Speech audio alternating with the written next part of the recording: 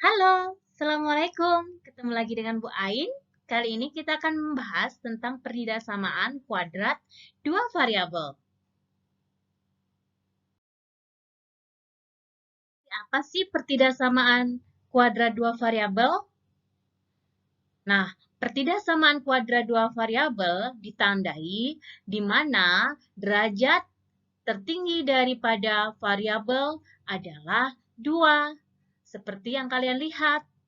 Di mana karena kita berbicara tentang pertidaksamaan, maka ada tanda lebih kecil, lebih besar, atau lebih kecil sama dengan, atau lebih besar sama dengan.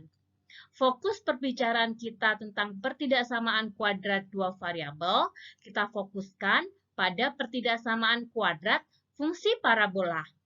Ingatkah kalian tentang fungsi parabola atau yang biasa disebut fungsi kuadrat?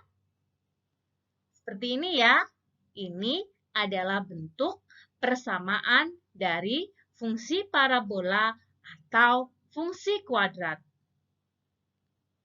Bagaimana menggambar persamaan fungsi kuadrat? Ingatkah kalian bagaimana cara langkah kita menggambar fungsi kuadrat? Sebelum kita menggambar pertidaksamaan daripada fungsi parabola, maka kita harus terlebih dahulu mengingat dan mengenal tentang sifat daripada fungsi parabola. Bentuk umum dari fungsi parabola adalah seperti ini. Ingatkah kalian? Y sama dengan AX kuadrat plus BX plus C. Karena dia kalau digambar dalam bentuk parabola, maka dia disebut sebagai fungsi parabola. Ada sifat daripada fungsi parabola ini. Ketika nilainya itu adalah A lebih besar dari 0, maka dia akan terbuka ke atas dengan nilai ekstrimnya bersifat minimum. Karena titik puncaknya berada di bawah, maka kita sebut sebagai nilai ekstrim minimum. Sebaliknya, ketika A-nya itu lebih kecil dari 0, maka dia akan terbuka ke bawah dan mempunyai nilai ekstrim yang maksimum. Mudah kan mengingatnya? Koordinat titik-titik yang ada di sini kita sebut sebagai titik puncak atau titik ekstrim, titik stasioner, ataupun disebut sebagai titik balik.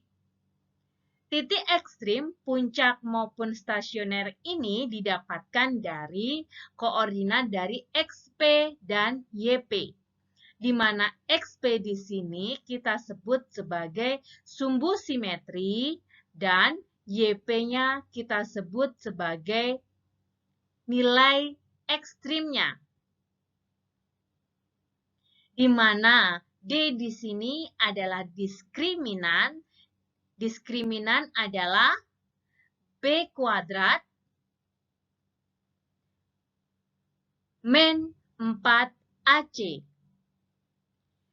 XP adalah sumbu simetri yang mencapai pada saat nilai maksimum. Sedangkan YP adalah nilai ekstrimnya. Jika kalian sudah mendapatkan nilai XP, itu mudah sekali untuk mendapatkan nilai YP. Tinggal dimasukkan ke dalam persamaan bentuk umumnya. Sangat mudah kan? Dia memiliki sebuah karakteristik di mana kalau kita tahu bahwa A-nya lebih besar dari 0, dia semua akan menghadap ke atas. Tapi jika kita kaitkan dengan D-nya, maka artinya bahwa ketika D-nya lebih besar dari 0, maka dia akan memotong pada sumbu X di 2 titik. Sedangkan ketika D-nya sama dengan 0, maka artinya bahwa dia menyinggung di satu buah titik. Pada saat inilah yang kita sebut dia memiliki akar kembar. Dan ketika D-nya lebih kecil dari 0, tidak ada titik yang menyinggung sumbu X ataupun memotong. Maka dia disebut sebagai fungsi yang melayang. Sama halnya dengan kasus ini, untuk A lebih kecil dari 0, nilai D lebih besar dari 0 pun akan memotong di dua buah titik. Sedangkan pada satu buah titik, dia akan menyinggung ketika D-nya sama dengan 0. Dan ketika D lebih kecil dari 0, inilah yang dikatakan bahwa dia akan melayang. Kondisi D lebih kecil dari 0 dan D lebih kecil dari 0 untuk A-nya lebih kecil dari 0 disebut sebagai definite. Dikatakan definite positif jika A-nya lebih besar dari 0. Sedangkan disebut definite negatif artinya ketika kondisi A-nya lebih kecil dari 0. Mengingatnya adalah apabila dikatakan definite positif, artinya semua nilai daripada X ketika dimasukkan akan selalu bernilai positif. Maka dia akan menghadap ke atas kan? Sebaliknya, definite negatif ketika dia menghadap ke bawah. Karena berapapun nilai X yang dimasukkan, dia akan selalu negatif. Itulah makna dari definite negatif. Semoga kalian bisa ingat ya hal ini. Konsep ini sudah pernah kalian pelajari mungkin di SMP, tapi bisa kita review kembali.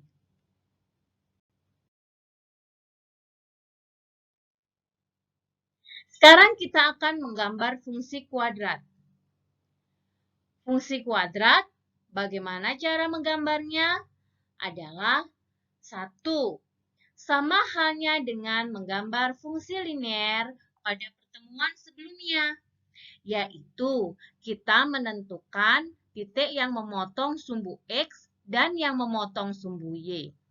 Ketika dia dikatakan memotong sumbu X, yaitu ketika Y-nya sama dengan 0. Dan memotong sumbu Y ketika X-nya yang sama dengan 0. Lalu, kita juga bisa menentukan melalui titik puncak dan titik ekstrim. Atau dengan menentukan sumbu simetrinya dan nilai maksimumnya. Tadi ya, sudah dibahas apa itu sumbu simetri? XP sama dengan min B per 2A. Sedangkan nilai maksimum atau minimum ketika D-nya ketika X. Ketika nilai YP-nya, di sini adalah YP ya. Ketika nilai YP-nya adalah sama dengan D per min 4A. Tadi kita sudah pernah menyinggungnya. Sekarang, bagaimana caranya kita menggambar kasus yang semacam ini? 1. Langkah pertama yang harus kita lakukan tadi apa? Betul, membuat titik yang memotong sumbu X, yaitu ketika Y sama dengan 0. Ketika Y sama dengan 0, maka dia menjadi X kuadrat plus X min 2 sama dengan 0. Bagaimana kalian menyelesaikan kasus ini? Betul sekali. Kita faktorkan ya. Difaktorkan seperti ini. X min 2 perkalian dari 2 dan 1. Karena ini adalah plus, berarti penjumlahannya, maka ini plus dan ini harus min.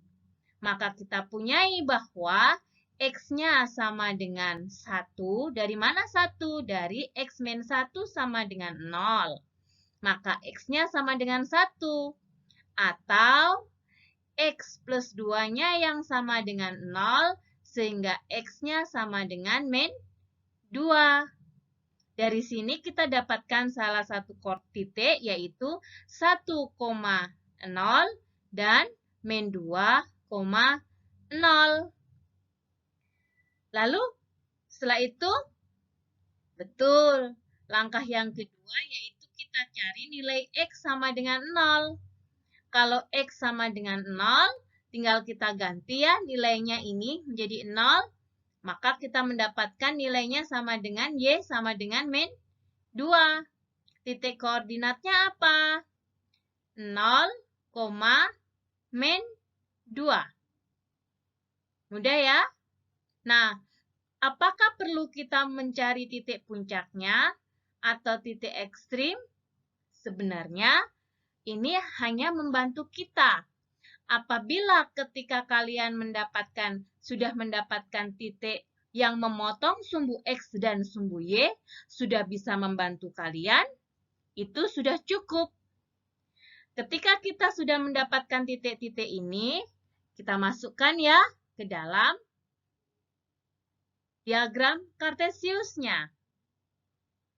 Kita masukkan titik yang pertama, yaitu 1,0. Berarti di sini ya, 1,0-nya di sini adalah 1,0. Kemudian min 2,0. Di sini ya, min 2,0. Lalu ada 0, min 2. Ini adalah 0, min 2. Ingatlah, tadi kita sudah belajar bagaimana menganalisis daripada gambar fungsi parabola. Lihatlah nilai A-nya. Ketika A-nya lebih besar dari 0, maka grafiknya harus menghadap ke atas ya.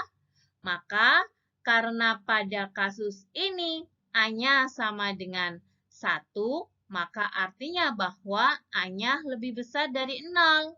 Maka grafiknya harus menghadap ke atas.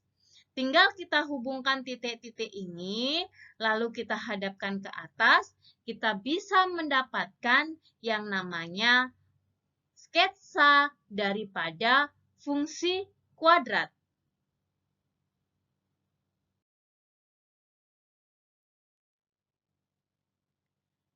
Sekarang kita akan coba menggambar pertidaksamaan fungsi kuadrat. Kalau tadi kita sudah bisa menggambar persamaan fungsi kuadrat atau fungsi parabola, sekarang pertidaksamaannya ya. Apa bedanya? Betul, sama halnya dengan pertidaksamaan linier. Kalau pertidaksamaan linier, yang membedakan dengan persamaan adalah pada pertidaksamaan ada arsirannya. Kalau pada persamaan, dia tidak ada arsirannya. Ingat kan? Bagaimana cara mengarsirnya dulu? Betul, pakai uji titik. Kita coba ya.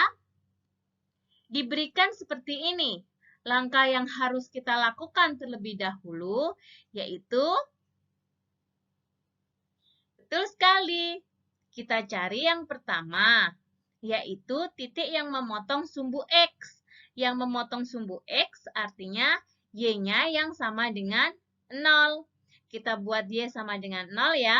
Berarti 4 min X kuadrat sama dengan 0. Ingat, untuk menggambar pertidaksamaan, kita ubah dulu pertidaksamaannya menjadi bentuk persamaan. Nah, jadi seperti ini. Nah, setelah itu kita apakan? Karena kuadrat berarti kita faktorkan ya. Kita faktorkan nilainya, di sini ada X. Berapa faktornya? X-nya ada di belakang ya. Kita cari nilai daripada pemfaktorannya. Di sini ada 2 min X dan 2 plus X. Belakangnya perkalian ya. 4 itu 2 dengan 2. Kemudian X kuadrat itu X dengan X. Atau kalian mengingatkannya dengan cara apa dulu? Apabila ada A kuadrat min B kuadrat, itu sama dengan A min B kali A plus B. Sedangkan 4 min X kuadrat itu sama dengan 2 kuadrat min X kuadrat. Maka, seperti ini ya pemfaktorannya. Didapatkan nilainya bahwa 2 min X sama dengan 0, maka X-nya sama dengan 2, atau 2 plus X sama dengan 0, maka X-nya sama dengan min 2. Yang kedua apa? Ketika sudah Y sama dengan 0, sekarang kita ganti. X-nya yang sama dengan 0. Kita ambil nilai X-nya yang sama dengan 0. Y sama dengan 4 min 0 kuadrat. Maka Y-nya sama dengan 4 min 0, artinya sama dengan 4. Kalau yang pada kasus yang pertama, kita dapatkan koordinatnya berapa saja. Kalau di sini artinya 2,0, lalu ada min 2,0, sedangkan yang di sini ada apa? Betul, ada 0,4. Nah, kita cari titiknya ya. Kita cari titiknya di sini, ada 2,0, kemudian ada min 2,0, kemudian ada 0,4 di sini. Ingat kita analisis bahwa pada kasus ini nilai A-nya lebih kecil dari 0. Kalau lebih kecil dari 0 berarti gambar sketsa parabolanya menghadap ke bawah ya. Maka dia harus menghadap ke bawah. Sama halnya dengan kasus pertidaksamaan pada linier. Ketika ini tidak ada sama dengannya, maka grafiknya menghadap ke bawah dan harus berupa garisnya putus. Selanjutnya, untuk menentukan arsirannya, seperti ini ya. Untuk menentukan arsirannya, berarti kita lakukan apa? Betul sekali, kita lakukan uji titik. Ingat, uji titik yang paling mudah, kita ambil 0,0 di sini ya. Ini adalah 0,0 di sini. Kita ambil titik 0,0, kita masukkan ke pertidaksamaannya.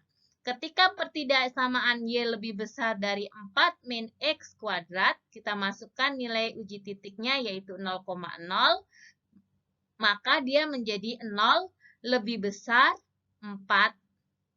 4 min 0 ya, berarti 0 lebih besar dari 4. Pernyataan ini benar atau salah?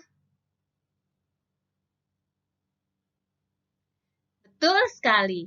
0 itu seharusnya lebih kecil dari 4 ya.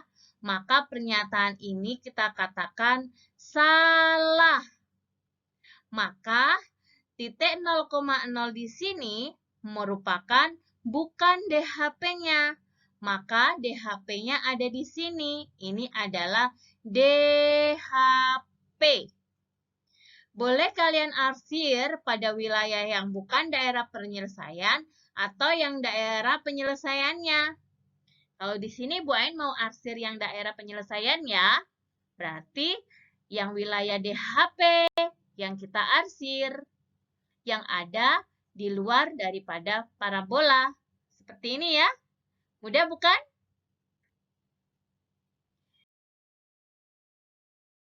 Bahwa pengetahuan adalah sumber kekuatan. Tapi sumber pengetahuan adalah pengalaman. Maka jangan pernah berhenti untuk terus belajar dan menggali pengalaman-pengalaman yang akan menjadi pengetahuan buat kalian. Sampai jumpa.